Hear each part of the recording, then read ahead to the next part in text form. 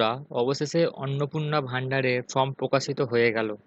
29শে মে থেকে form fill up চালু হয়ে যাবে। আপনারা যে ওয়েবসাইটের মাধ্যমে ফর্মটি ডাউনলোড করবেন, socialsecurity.wb.gov.in। তো চলো এক নজরে দেখে নেওয়া যাক কিভাবে আমরা ফর্ম ফিল আপটা করবো। টোটাল 12 পাতার এই ফর্মটি। তোমরা দেখতেই পাচ্ছ স্ক্রিনে। তো এখানে ডান দিকে গিয়ে ডাউনলোড অন্নপূর্ণা যোজনা ফর্ম, এখানে ক্লিক করলে অটোমেটিক ডাউনলোড হয়ে যায় ফর্মটি। তো আগে থেকে আমি ফর্ম ডাউনলোড করে রেখেছি।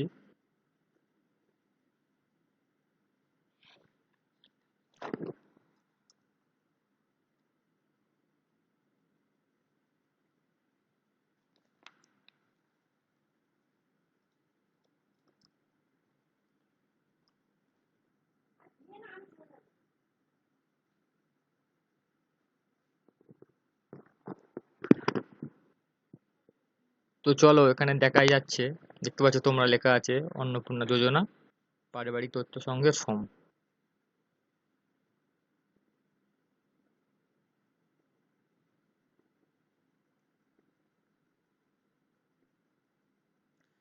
উপরে লেখা আছে বিভাগ, ক্ষেত্র, মাঝখানে আছে বিকল্প বা ইনপুট, তারপর নির্দেশনা। প্রথমে আছে পারিবারিক পরিচয়। পরিবারের প্রধানের নাম, এইচইউ মানে হেড অফ ফ্যামিলি, তার নাম এখানে এই বক্সে লিখে দিতে হবে। আধার কার্ড অনুযায়ী আধার কার্ডে যে নামটা আছে সেই মতো দেখে দেখে এখানে লিখে দিতে হবে। জন্ম তারিখ, জন্ম তারিখটা এখানে আধার কার্ডে যেটা আছে সেটা এখানে লিখে দিতে হবে। পরিবারের প্রধানের, পরিবারের প্রধান সে কি পুরুষ, মহিলা বা অন্যান্য যেটা হবে সেটা সেই ঘরে টিক চিহ্ন করতে হবে। পরিবারের প্রধানের আধার নম্বর, তার আধার নম্বরটা এখানে আধার কার্ডের দিকে বসিয়ে দিতে হবে।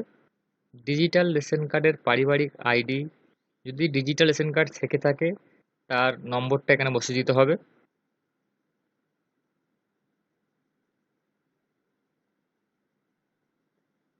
পরিবারের সদস্য সংখ্যা, পরিবারে কতজন আছে সেটা এখানে সংখ্যায় লিখে দেবেন। ঠিকানা, ঠিকানা এখানে বাড়ির ঠিকানা এখানে লিখে দেবেন।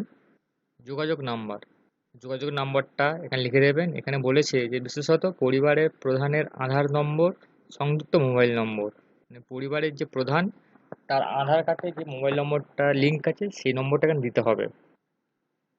তারপরে এখানে আছে জন্ম, নাম, জন্ম তারিখ, লিঙ্গ, পরিবারের প্রধানের সঙ্গে সম্পর্ক, আধার নম্বর, পরিবারের সকল সদস্য। এখানে বলেছি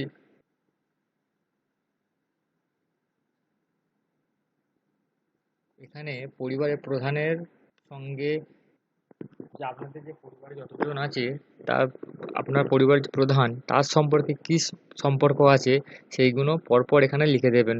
প্রথমে নাম লিখবেন, পরিবারের প্রধান, পরিবারের সদস্যের নাম লিখবেন, জন্ম তারিখ, সে লিঙ্গ লিখবেন, সে পুরুষ মহিলা সেটা এখানে লিখে দেবেন। পরিবারের প্রধানের সঙ্গে সম্পর্ক, পরিবারের যে প্রধান তার সঙ্গে কি সম্পর্ক আছে সেটা লিখে দেবেন এবং তার আধার নম্বর লিখে দেবেন। পরপর এখানে দেখে দেখে 1 নম্বর, 2 নম্বর, 3 নম্বর, 4 নম্বর যতজন আপনাদের পরিবারে আছে তার এখানে ডিটেলস দিয়ে দেবেন।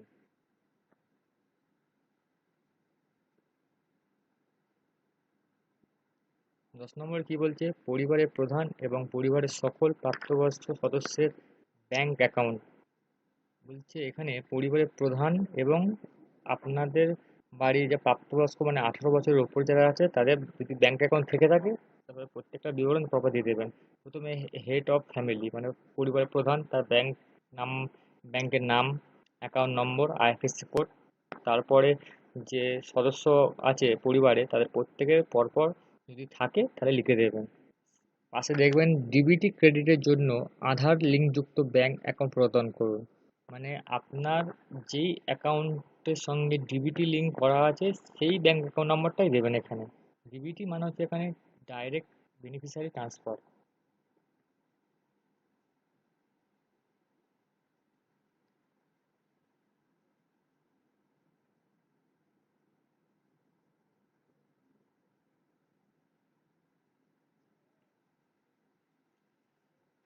তারপর এখানে আছে এপিক, এপিক মানে হচ্ছে voter card. Head of family এবং সকল প্রাপ্তবয়স্ক সদস্য ভোটার তালিকার অংশ নম্বর সহ। এখানে হেড অফ ফ্যামিলির ভোটার নম্বর দিয়ে দেবেন এবং যতগুলো সদস্যের ভোটার কার্ড হয়েছে তাদের নাম এখানে দিয়ে দেবেন। সরি, নাম না, নম্বর। এপিক, এইচওএফ এবং সকল প্রাপ্তবয়স্ক সদস্য ভোটার তালিকার অংশ নম্বর সহ। এখানে হচ্ছে প্রত্যেকের হেড অফ ফ্যামিলির যে ভোটার কার্ডের যে নম্বরটা আছে সেটা দেবেন এবং যে যে সদস্য ভোটার তালিকায় নাম আছে তাদের প্রত্যেকে ভোটার নম্বর দিতে হবে। 12 নম্বর আছে বিভাগ। আপনার এখানে কাস্ট জানতে চেয়েছে, আপনি জেনারেল কি এসসি এসটি ওবিসি ইউআর যেটা হবে সেটা আপনাকে টিক করতে হবে।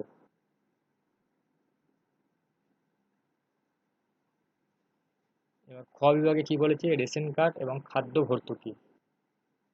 রেশন কার্ড সম্পর্কিত যাবতীয় তথ্য এখানে দিতে হবে।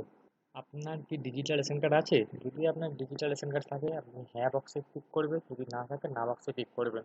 যদি হ্যাঁ হয় তবে কার্ডের ধরন উল্লেখ করবে। যদি আপনার রেশন কার্ড থেকে থাকে ডিজিটাল, তাহলে প্রত্যেক রেশন কার্ডের আলাদা আলাদা ক্যাটাগরি আছে।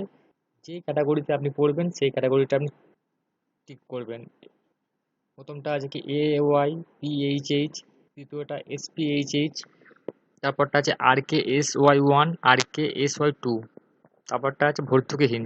যেটা আপনার আছে সেটাই সেই বক্সে আপনি টিক করবেন।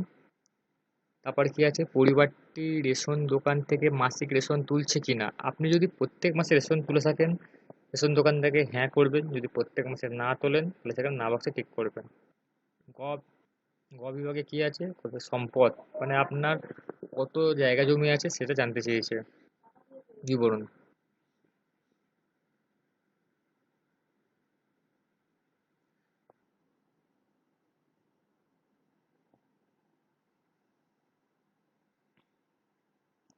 প্রথম ঘরে কি আছে, বাড়ির ধরন। আপনার বাড়ি কি 3 বা তারও বেশি পাকা ঘর আছে, মানে আপনার বাড়িতে কতগুলো পাকা ঘর আছে। যদি 3টে বা তার বেশি থাকে তাহলে হ্যাঁ বক্সে টিক করবেন, যদি না থাকে না বক্সে টিক করবেন। পারিবারিক জমির মালিকানা, আপনার কোনো নিজস্ব জমি আছে কি না। যদি নিজস্ব জমি থেকে থাকে হ্যাঁ বক্সে টিক করবেন, যদি না থাকে না বক্সে টিক করবেন।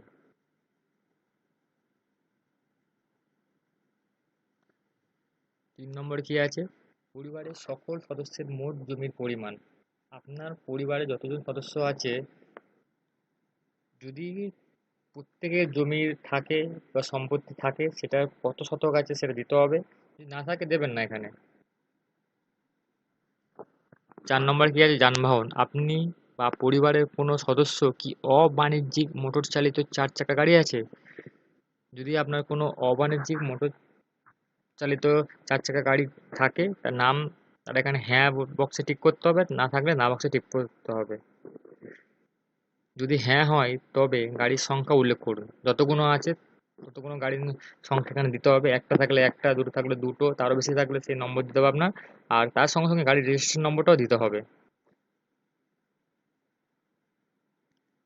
5 নম্বরে কি আছে, পরিবার ভিত্তিক সদস্যদের স্বাস্থ্য বীমা।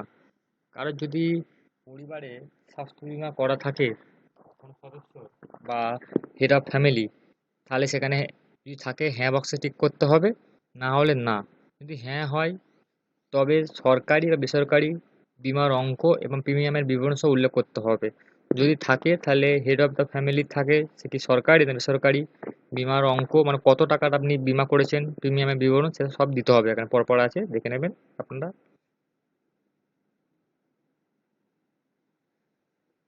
ঘর বিভাগে বলেছে আয় বা পেশা। আপনি কি কাজ করেন, আপনার আর আপনার কত আয় হয় সেটা এখানে দিতে হবে। একটা কি বলেছে, কোনো সদস্য কি আয়কর বা পেশাগত কর প্রদান করেন। এখানে বলেছে কি প্যান আর পিট্যাক্স। পিট্যাক্স মানে হচ্ছে যারা হচ্ছে কোনো সরকারি বা বেসরকারিতে জব করে তাদের মাসের শেষে একটা স্যালারি থেকে ন্যূনতম প্রফেশনাল ট্যাক্স কাটা হয়। পিট্যাক্স মানে হচ্ছে প্রফেশনাল ট্যাক্স কাটা হয়, সেটা স্যালারির উপর ভিত্তি করে। আর প্যান মানে হচ্ছে যেটা ইনকাম ট্যাক্স রিটার্ন করা হয় তার জন্য আমাদের প্যান কার্ড লাগে। যদি হ্যাঁ হয় হ্যাঁ বক্সে টিক করবেন, না হয় না বক্সে টিক করবেন।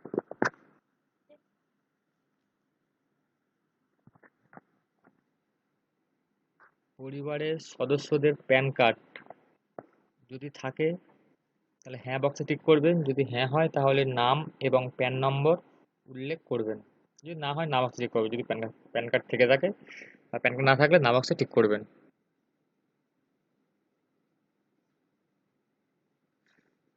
তারপর হচ্ছে কর্মসংস্থানের ধরন, মানে আপনি কি রকম কাজ করেন। পরিবারের প্রধান কি সরকারি ক্ষেত্রে কাজ করে, বেসরকারি ক্ষেত্রে বেতনভুক্ত কর্মচারী, সংগঠিত ক্ষেত্রে শ্রমিকযুক্ত উদ্যোক্তা, ব্যবসায়ী মালিক ইত্যাদি, আংশিক সময়ে কর্মরত পার্ট টাইম, অসংগঠিত ক্ষেত্রে শ্রমিকযুক্ত কারিগরি, শিল্পী, কৃষক ইত্যাদি, পরিযায়ী শ্রমিক, বেকার, অন্যান্য। যেটা আপনার হবে সেই বক্সে আপনি ক্লিক করবেন, এটা অফ দ্য ফ্যামিলি।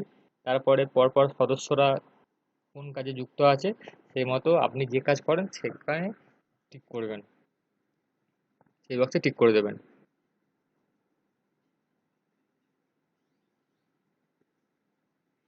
পরপর দেখে দেখে টিক করে দেবেন আপনারা। এবার বলেছে 4 নম্বর কি আছে, পরিবারের শিক্ষিত প্রাপ্তবয়স্ক সদস্যের সংখ্যা এবং পরিবারের অশিক্ষিত প্রাপ্তবয়স্ক সদস্যদের সংখ্যা। মানে আপনার পরিবারে কতজন শিক্ষিত আছে এবং কতজন অশিক্ষিত আছে তার এখানে দিতে হবে। শিক্ষিত প্রাপ্তবয়স্ক সদস্য কজন আছে সেখানে দিতে হবে, অশিক্ষিত প্রাপ্তবয়স্ক সদস্য কজন আছে সেখানে দিতে হবে। যদি থাকে তো দেবেন, যদি না থাকে তো দেবেন না। পরিবারের প্রধান, হেড অফ দ্য ফ্যামিলি, শিক্ষিত না অশিক্ষিত, সর্বোচ্চ শিক্ষাগত যোগ্যতা সেটা দিতে হবে। যদি শিক্ষিত হয় শিক্ষিত ঘরে টিক করবেন, যদি অশিক্ষিত হয় অশিক্ষিত ঘরে টিক করবেন। তারপর পরিবারের যে পরপর সদস্য আছে সবারই একই রকমভাবে দেখে নেবেন। শিক্ষিত থাকলে শিক্ষিত ঘরে টিক করবেন, অশিক্ষিত থাকলে অশিক্ষিত ঘরে টিক করবেন। সর্বোচ্চ শিক্ষাগত যোগ্যতা পাশে লিখে দিতে হবে যদি কোনো হায়ার এডুকেশন করে থাকে। পরপর দেখে নেবেন। 5 নম্বরে কি আছে, কোনো সদস্য কি কোনো সাংবিধানিক পদ, মন্ত্রী, সাংসদ, বিধায়ক, পৌরস্থানীয় সংস্থা এবং পঞ্চায়েত সংস্থার প্রাক্তন বর্তমান ধারক। এখানে বলেছি যে কেউ যদি পলিটিক্যালের সঙ্গে যুক্ত থাকে, কেউ যদি সাংবিধানিক পদ মানে মন্ত্রী, সাংসদ, বিধায়ক, পৌরস্থানীয় সংস্থা এবং পঞ্চায়েত সংস্থা প্রাক্তন বর্তমান হয়ে থাকে তাহলে যদি থাকে তাহলে হ্যাঁ বক্সে টিক করবে, যদি না থাকে না বক্সে টিক করবেন। কোনো সদস্য কি সরকারি পেনশনভোগী, যদি হ্যাঁ হয় হ্যাঁ বক্সে টিক করবেন, না হয় না বক্সে টিক করবেন। যিনি সরকারি পেনশনভোগী তার সদস্য নম্বর দিতে হবে। যদি হ্যাঁ হয় তাহলে পাশে লেখা আছে পেনশন স্লিপ সংযুক্ত করুন, পেনশন স্লিপ দিতে হবে। কোনো সদস্য কি জিএসটির অধীনে নিবন্ধিত আছেন, যদি জিএসটি মানে হচ্ছে গুডস অ্যান্ড সার্ভিস ট্যাক্স, যারা ব্যবসা বাণিজ্য করে তাদের ক্ষেত্রে জিএসটিটা নিতে হয়। যদি আপনি কোনো ব্যবসা বাণিজ্য করে থাকেন, ব্যবসা করে থাকেন, সেক্ষেত্রে আপনার যদি জিএসটি থাকে জিএসটি হ্যাঁ করবেন, যদি না থাকে না করবেন। যদি হ্যাঁ হয় জিএসটির নাম্বারটা এখানে দিতে হবে। পরিবারের মোট বার্ষিক আয়, পরিবারের সদস্যদের মোট বছরে কত টাকা ইনকাম করেন সেটা এখানে লিখতে হবে, অ্যামাউন্টটা সেটা লিখে দিতে হবে। হুম, অন্যান্য পরিচয় নথি, সিএএ আবেদনের বর্তমান অবস্থা যদি থাকে, সিএতে যারা আবেদন করেছিলেন তারা যদি কোনো সমস্যা থেকে থাকে তাহলে সেখানে লিখতে হবে। পরিবারের প্রধান এইচওএ প্রযোজ্য নয়, আবেদন করা হয়েছে, যদি হ্যাঁ হয় আবেদন নম্বর দিতে হবে। ইস্যু করা হয়েছে, যদি হ্যাঁ হয় সার্টিফিকেট নম্বর, ইস্যু করবেন সেই সার্টিফিকেট ইস্যু করেছে তার নম্বরটা দিতে হবে। প্রত্যেকটা পরপর এরকম দেখে নেবেন, একই রকমভাবে ফিল আপ করতে হবে।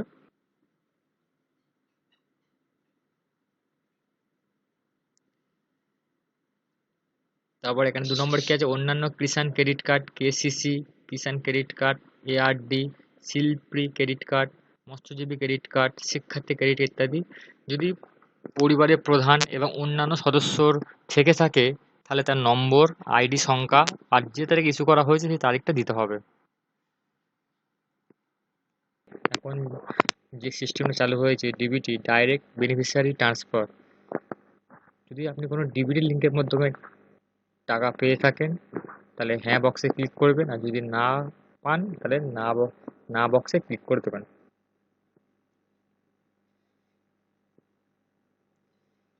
এই হচ্ছে আপনাদের 12 পাতার ফর্ম। আর নিচের যে অংশটা আছে এই অংশটা শুধুমাত্র সরকারি ব্যবহারের জন্য লেখা আছে। এটা ঠিক, এটা আপনি যে এটা দেখলেন শুধুমাত্র সরকারি ব্যবহারের জন্য লেখা আছে। তো বন্ধুরা, ভিডিওটা যদি ভালো লেগে থাকে তো আমার চ্যানেলটা সাবস্ক্রাইব করে পাশে থাকার জন্য অনুরোধ করছি, এবং পাশে দেয়া বেল আইকনটা অন করে দেবেন, যাতে নতুন ভিডিও আপলোড করার সঙ্গে সঙ্গে নোটিফিকেশানটা সর্বপ্রথম আপনার কাছে পৌঁছাতে পারে। ধন্যবাদ।